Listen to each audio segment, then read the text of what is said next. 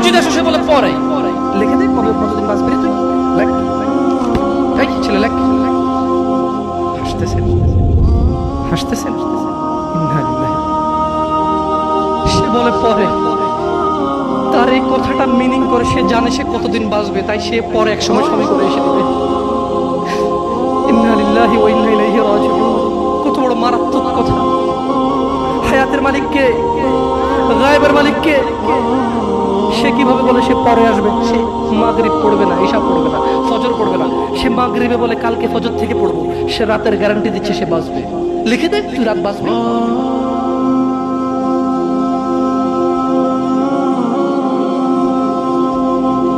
আল্লাহ ক্ষমা করুক এরকম মাদের যারা তাদের ছেলেকে দাঁড়িয়ে রাখতে দেয় না।